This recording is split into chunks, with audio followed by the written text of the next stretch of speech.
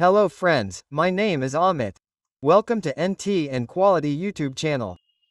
So friends, in today's video we are going to see the probe in the fuzz array ultrasonic pasting in PAUT. There is pitch or aperture or gap in it. What is all this terminology? So there is a probe in PAUT. Many elements are used in it. And the gap or pitch between the elements, you should have an idea of what is aperture in it, and in this video we will also see that these are all different things. Like if the aperture is less or more, what will be the effect in beam steering or focusing? Apart from this, in frequency also, like if you increase or decrease the frequency of the probe, what will be the effect in your testing? So, the terminology related to COB, already I had made a video some time ago, in which what is pitch or aperture etc. Those same things will be repeated. But, how does this thing affect the actual job, i.e. in PAUT, right? I mean, whether there is steering or beam focusing in PAUT, what is the effect in that? Like, if the aperture is more or less, or the number of elements is more or less, then in that case what will be the effect on PAUT max? We will cover that in this video. So this is the second part of the series on PAUT. This is the second part. In the first part, we already covered how the beam wave interference works in this. How does constructive-destructive interference happen, and how does steering and focusing actually happen? We covered this first part with an example. So if you have not seen the first part, then watch that too. In this second part, we will cover the related induction and how it affects PAUT. So if you have not subscribed to our channel yet, then definitely subscribe to the channel and share this video with your friends and colleagues. You can take membership of the channel by using the join feature. So you will find many member text videos on this channel. In this, mainly NDT Level 2 videos, we have covered the complete syllabus RT, UT, MT, PT, VT. Apart from this, there are videos of code stunt interpretation. Apart from this, you will also get videos of practical MD. So to get access to all these videos, you can use the join feature and support me financially. So see, in the first video, I will tell you in short what we covered. Right? So what is wave interference? Constructive interference. Later intermediate condition and destructive interference, right? And finally, how does this beam wave steering happen? Right? You get an angle like this, and this is the resulting wavefront. Meaning that you will get different angles like this, according to the scan plan you have made. Right? So, this is the direction of energy. Similarly, there are different angles. Like there can be an angle like this, friends. Direction of energy is in this direction. Right? There can be an angle like this also. So, according to the angle you have added in the scan plan, the machine will automatically give time delay to the crystal, and on that basis you will get this angle. Okay? So, we saw this thing in the first video. We also saw its example by taking the example of a pond. Right? Now see beam shaping and focusing. Right? So, now see in this same principle applies when we want to focus the beam at the 10 points.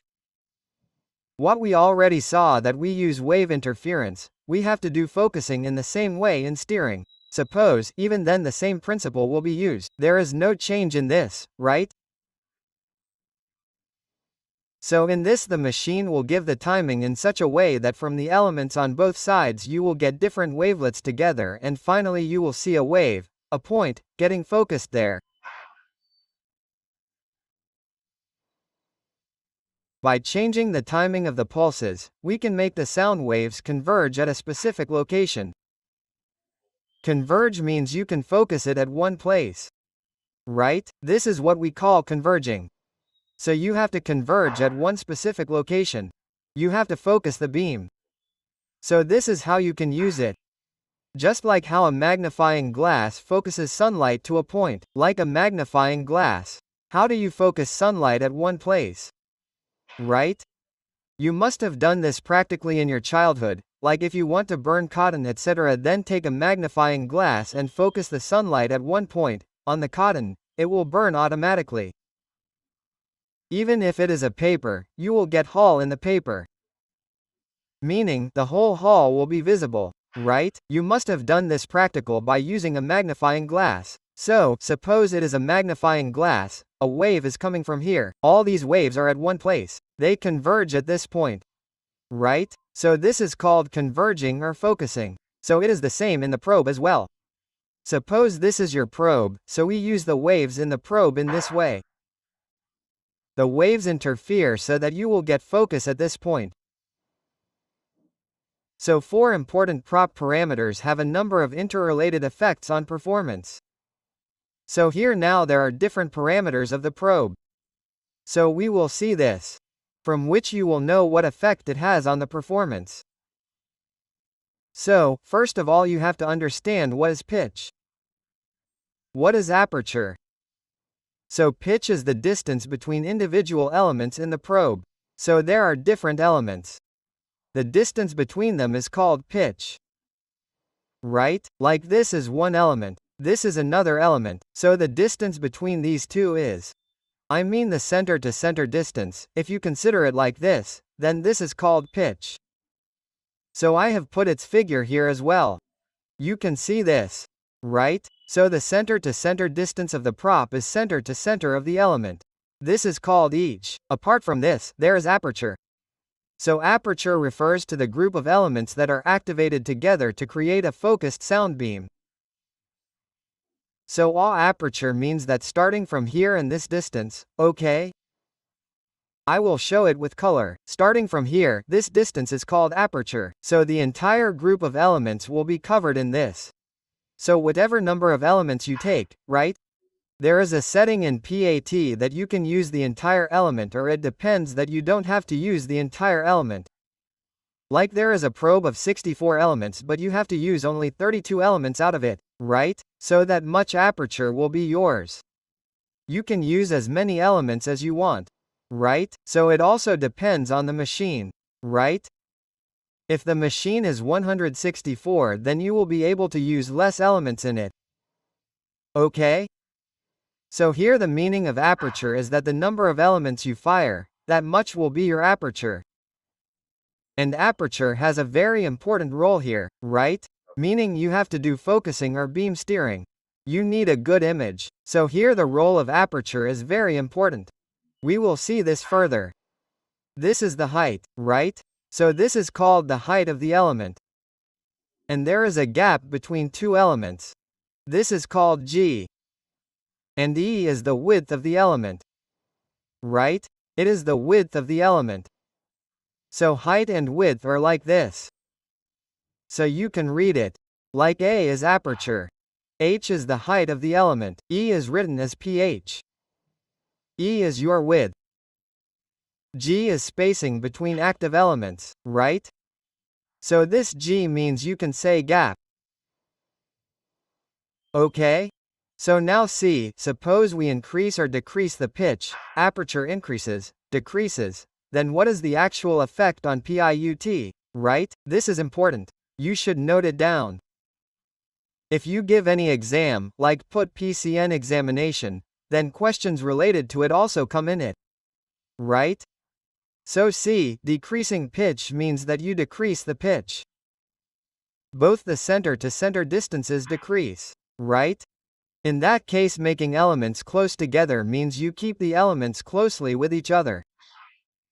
Improve the ability to steer the beam in different direction. In that case, the steering ability increases. Right? The steering ability increases. Keep in mind that when you decrease the pitch, what does it mean? You bring the elements closer to each other. Apart from this increasing aperture size, like increasing the aperture size, what does it mean? That you can take more than one element. Right? For example, suppose here there are total 1, 2, 3, 4, 5, 6, 7, 8 elements, right? But out of that you fire only 4 elements. Suppose, right? So in this case you have not used the entire element. Right? So in that case you will not get a focused beam and you will not get a sharp beam. Instead, suppose you use 8 elements. If you use all 8 elements, then in that case you will get a focused and sharp beam. Instead of that, suppose you have another probe with 16 elements or 32 elements, then you will get more focus in it. You will get more concentration and you will get a sharper beam. Okay? So the size of the probe increases as it is bigger. In that case, there are more elements together. In that case also you will get this focused beam. You will get a sharper beam. Right? So note down both these things, that if you decrease the pitch then the steering ability increases in that case also. Right? And whether the temperature or the size is increased, then you will get focus in that case also. Talking about frequency. So the frequency is same as what we cover in conventional UT, it is the same in this. So as you use higher frequency, sound waves can give clear images, better signals, but do not travel as far because they get absorbed more by the material. Meaning that you get more attenuation. If the frequency is high, you will get more attenuation in the material. But you get clear images. Right? Clear images, you can also say that you get very good resolution. You get a better signal in this. If two defects are together, you can easily separate them. Okay? If the frequency is higher, but it will not be able to travel much. Meaning that the penetration will be less in this, right? The penetration will be less. So why? Because you get to see attenuation. There will be more attenuation. High frequency is used for this. If you use low frequency, so in that case the wave travels further but gives less detail in the image. So in this case you will get more penetration, meaning the wave will travel further. Right? In detail, I mean there will be more depth inside, more thickness, even then you will be able to inspect it. But you will get details. Okay? Meaning that the resolution etc. is less in this. So you will not get to see such a sharp image. Okay? So, if you want more penetration then you can use lower frequency. But finally you will get less sensitivity and less resolution. Okay? Now see an example. High-frequency probe is like using magnifying glass to see small details, right? Just like you use magnifying glass to see small details, to see small letters. Similarly, while low-frequency probes are more like using binoculars to look far away but less detail. Meaning if you want to see far away then in that case you use binoculars or binoculars. You use binoculars with which you can see far away, but in that case you will not get as much detail as you want in detail. Meaning you will not get to see as sharp as you see in magnifying glass. Okay, so we have taken just one example for comparison of high frequency and low frequency. So, this is how you can remember it. Now, after this comes the size of the element. Okay? So, smaller element in the probe also for better beam steering, like turning your flashlight into different spots. So, the size of the element is small. It is a small element, right? So, in that case also you will get good beam steering, right? The capacity of the beam steering of the machine will be good. You will get good beam steering of the probe. So, this also has to be kept in mind. It is a small element. Meaning, the size of the element is small, that is also good for you. Okay, in PAT, an example of a flashlight has been given. You have to see different spots, so in that case the size of the element is small, meaning that the LED fitted in it is small. So, in that case, you can easily see the beam of different spots. But if the elements are too small, right? They are very small, smaller than the sound wavelength. Unwanted side beams, like unwanted light filling out, will occur, which reduces the accuracy. So such small elements are not like that, but theoretically if you assume that your elements are smaller than the wavelength, then in that case you get to see side lobes etc. Right? That means unwanted light is seen. Spilling of light on the side is called so, right? So in this case accuracy is reduced. Okay? So theoretically you have to remember that your elements should be as small as possible but should not be smaller than the wavelength. So you get the wavelength in m. Right, or that means its unit is the unit of length. So whatever value of the unit of length you get, the element size should not be less than that. Okay? Now let's talk about the number of elements. So more elements in the crew, the more coverage it has and the more sensitive it becomes. So as we saw earlier also that the number of elements is more. There are 16 instead of 8, 32 or 64 instead of 16. So in that case you will get more coverage, right? This is common sense that as it is bigger, then in that case you can cover more area. You can cover more area at once. And you will also get good sensitivity. However, having too many elements increases system complexity and cost. If there are many elements, then what is the problem? That the complexity of the system increases and the cost also increases, right? Because many elements will have to be fired simultaneously and they will receive simultaneously, so it also takes more time. Right? And the complexity will be more. The machine will become more complex. The time will remain the same because of that. It will not take more time. But the complexity, the algorithm of the machine will have to do more work. Right. So like you have a phone, you have 16 gigabytes in your phone and you buy 32 gigabytes. 64 gigabytes, 128 gigabytes, right? As you increase it, the complexity increases and the cost also increases. Right? That means the company will have to use a good processor in it. Right? So because the complexity will increase, if your system is consuming more memory, then in that case your cost will also increase. Similarly, in simple put, your probe element is more.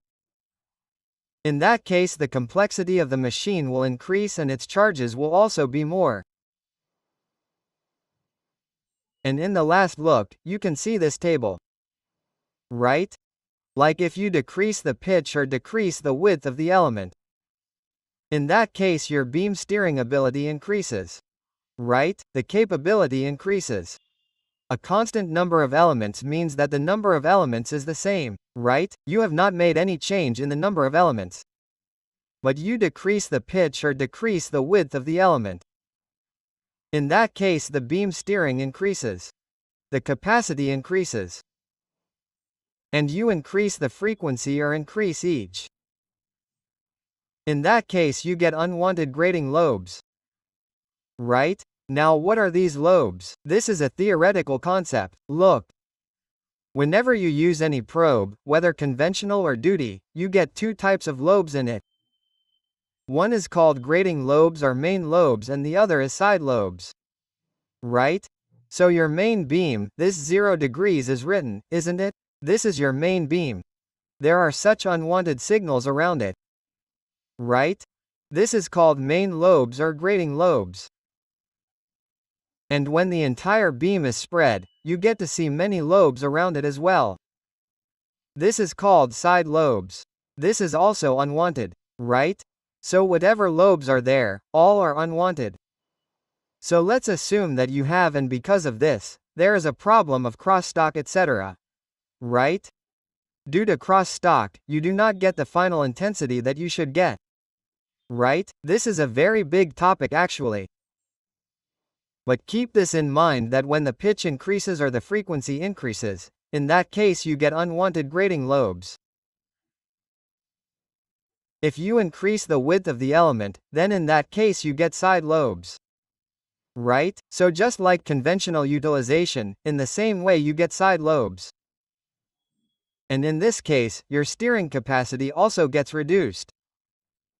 Reduced beam steering capacity. Okay, so it is the opposite. As we saw, we decrease it. In that case, this beam steering capacity increases. Whereas we increase it. Right? In that case, it decreases. Reduce is written, which means it decreases. Okay? Apart from this, increasing active aperture by using many small elements with a small pitch. Right? The pitch is also small and you have increased the active aperture by using small elements. In that case, the focusing factor increases, right? It means that you can focus more at one place. More beams will focus at one place because you have used many small elements. Sharpness will be achieved in that case. The image becomes sharp. So, keep all these notes in your copy. If you are going to give the PAUT exam or PCM, then keep all these notes, like the pitch increases. Right? So, in that case, the steering capacity increases. Right? The pitch decreases. In that case, it decreases like that. Keep a complete note. What happens if the aperture increases? Anyway, okay. So for example, imagine you are inspecting a pipe to check for cracks inside. You place the probe on the surface of the pipe and by adjusting the electronic control, you can steer the sound beam to inspect different areas inside the pipe without moving the probe. Right? So in PIUT, you do not have to move the probe. Right? You have to keep the probe at one place only, so you can cross-check different areas. Okay, so in this, the electronic adjustment has to be controlled, which is simple. So how to do this? So simple, when you make a scan plan and feed that data into it, generate the focal law. At that time, the machine will get automatic input. And whenever you start scanning, the electronic control of the machine will give time delay in this way. And finally you will get the result. The probe can be focused to check a small detail at the specific depth, like zooming in the camera, and steered at different angles to look at other parts of the pipe. Right? So you can focus or steer it. Okay, what is focus steering? We saw this in the previous video. So whatever you want, whatever setup you have given in the machine, you have added the focal law of the scan plant under it. So according to that you will get this result.